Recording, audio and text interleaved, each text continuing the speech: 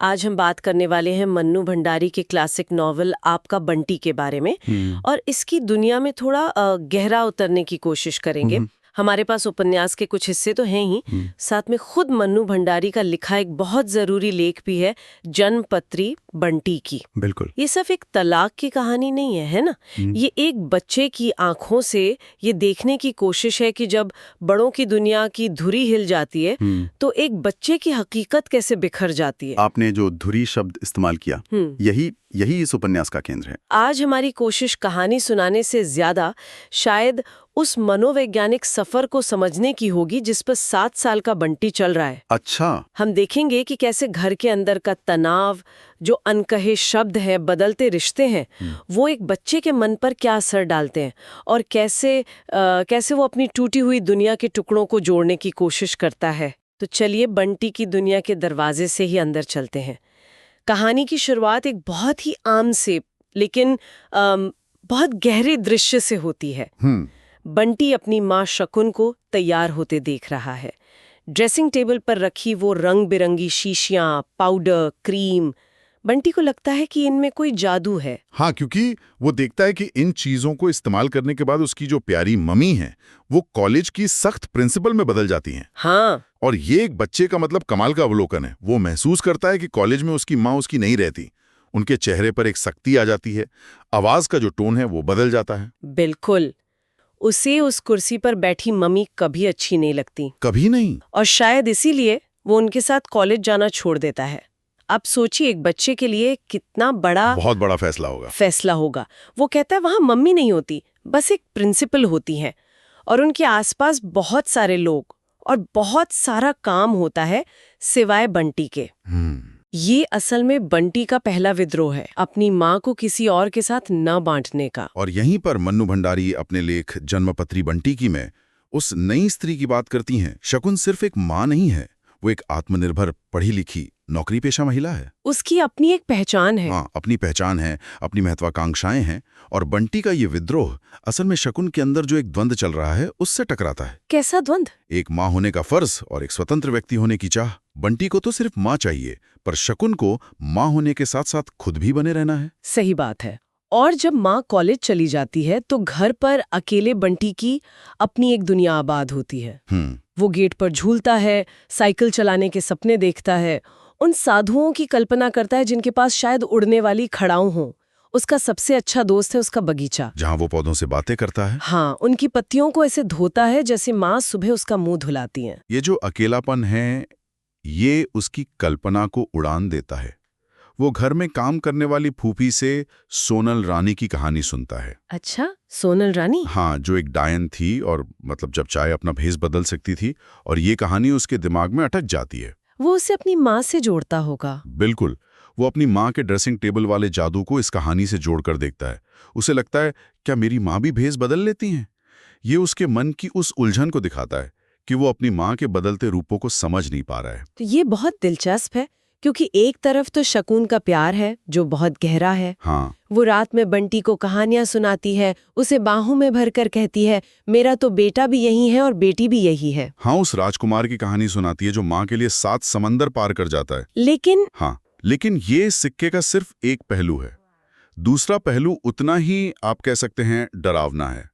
शकुन ही उसे वो सोनल रानी की कहानी भी सुनाती है, जो भूख लगने पर भैंस बदलकर अपने ही बेटे को खा जाती है। बिल्कुल। अब आप सोचिए, एक ही माँ एक ही बच्चे को ये 2 बिल्कुल उल्टी कहानियां सुना रही है। ये तो बहुत ही ज्यादा विरोधाभासी है। जी। इसका मतलब ये कहानियां सिर्फ कहानियां नहीं है। नहीं, ये शकुन के मन का एक युद्ध क्षेत्र है।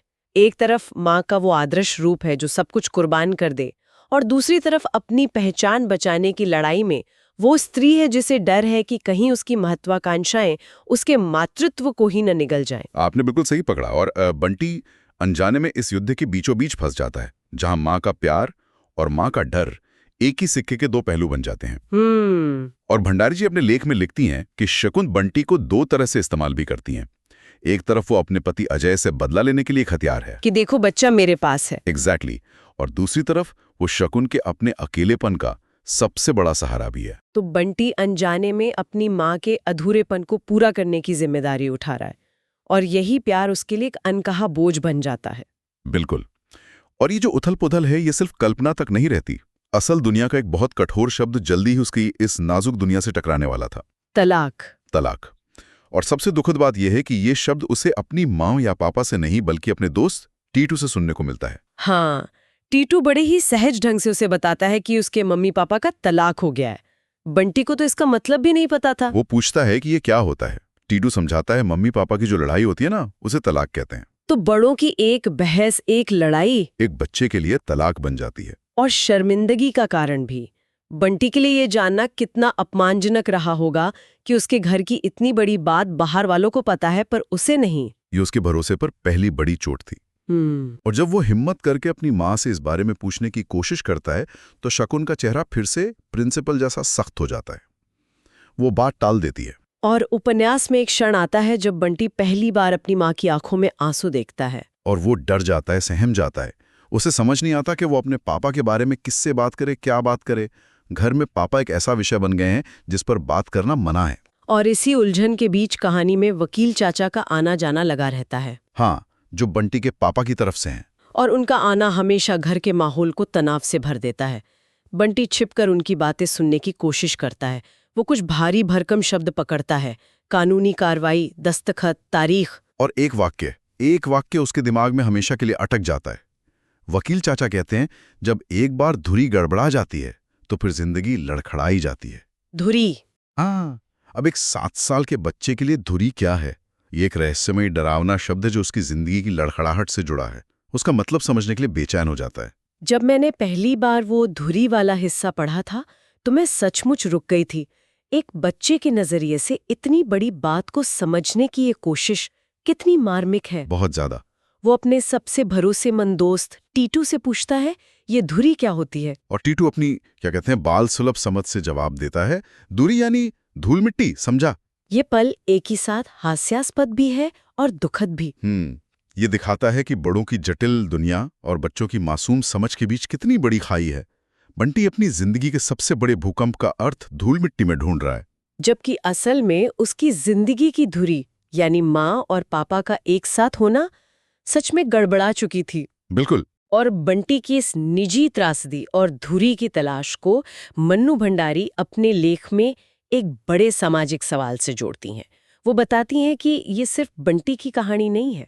हाँ, वो कहती हैं कि उन्होंने अपने आसपास ऐसे कई बच्चों को देखा जिनके माता पिता अलग हो रहे थे और उन्होंने महसूस किया कि ये बच्चे एक अजीब से खालीपन में जी रहे हैं। यहीं पर वो एक बहुत शक्तिशाली बात कहती हैं। हाँ, वो लिखती हैं कि तलाक लेते माता पिता के बीच बच्चे फालतू, गैर जरूरी और अपनी जड़ों से कटे हुए महसूस करते हैं। अपनी जड़ों से कटे हुए, ये बहुत गहरा है। मतलब एक बच्चा जिसकी पहचान ही अपने माँ बाप से होती है, उसे लगने लगता है कि उसकी कोई जड़ी नहीं है। बिल्कुल। और भंडारी जी कहती है कि जब उन्होंने इस समस्या की भयावहता को समझा तो उन्हें दया या करुणा नहीं बल्कि एक आतंक महसूस हुआ, एक सामाजिक आतंक। आतंक? हाँ, उनका कहना था कि किसी एक व्यक्ति की दुख भरी कहानी आपको भावुक कर सकती है, रुला सकती है, लेकिन जब आप देखते हैं कि कई जिंदगियां एक ही जैसे दुख के सांचे में ढल रही हैं तो वो एक व्यक्तिगत त्रासदी नहीं रहती बल्कि एक भयावह सामाजिक समस्या बन जाती है। उन्होंने ये भी साफ किया कि उपन्यास में उनका मकसद अजय या शकुन में से किसी को विलेन बनाना नहीं था। नहीं, बिल्कुल नहीं। दोनों के पास अपने अपने तर्क हो सकते हैं, अपनी अपनी मजबूरियां हो सकती हैं। और यही इस कहानी की सबसे बड़ी त्रासदी है। शकुन और अजय तो आपसी तनाव की वो जो असहनीयता है उससे मुक्त होने के लिए एक दूसरे से अलग हो जाते हैं। उन्हें एक समाधान मिल जाता है। उन्हें मिल जाता है, लेकिन बंटी क्या करे? वो तो दोनों से बराबर जुड़ा है। वो न माँ को छोड़ सकता है न पापा को। खंडित निष्ठा यानी एक टूटी हुई वफादारी ही उसकी नियति बन जाती है। उसे समझ ही नहीं आता कि वो किसकी तरफ हो। हाँ, स्थिति की यही विडंबना थी जिसने लेखिका के मन में वो आतंक जगाया था। तो आपका बंटी सिर्फ एक परिवार के टूटने की कहानी नहीं है, ये उस खालीपन, उस अधूरेपन की कहानी है जिसे एक बच्चा जीता है जब उसकी दुनिया की धुरी ही टूट जाती है और उसके सिर से माँ और पिता का साया एक साथ हट जाता है। ये उपन्यास हमें बड़ों की दुनिया के उन फैसलों पर बहुत गहराई से सोचने को मजबूर करता है जिनका सबसे गहरा और स्थायी असर बच्चों के मन पर पड़ता है। सही बात है। ये हमें उस बच्चे की नजर से देखने पर मजबूर करता है जिसके लिए घर सिर्फ ईंट पत्थर की इमारत नहीं था बल्कि सुरक्षा का एक एहसास था, जो अब बिखर चुका है। बंटी की कहानी उस भावनात्मक यात्रा को दिखाती है जिसमें एक हंसता खेलता बच्चा धीरे धीरे अकेला, जड़हीन और अनचाहा होता चला जाता है। मन्नू भंडारी ने अपने लेख में लिखा था कि अगर ये कहानी पाठक को सिर्फ रुलाती है तो वो समझेंगे कि उनका पत्र सही पते पर नहीं पहुंचा। उनका मकसद आंसू नहीं बल्कि एक सामाजिक सवाल खड़ा करना था। तो आज का विचारणीय प्रश्न यही है कि क्या इस उपन्यास के लिखे जाने के लगभग 50 साल बाद समाज ने बंटी जैसे बच्चों के सवालों के बेहतर जवाब ढूंढ लिए हैं, या आज भी अनगिनत बच्चे अलग अलग घरों में इसी अधूरेपन और अपनी जड़ों से उखड़े होने का एहसास जी रहे हैं, जबकि बड़े अपनी अपनी धुरी तलाशने में लगे।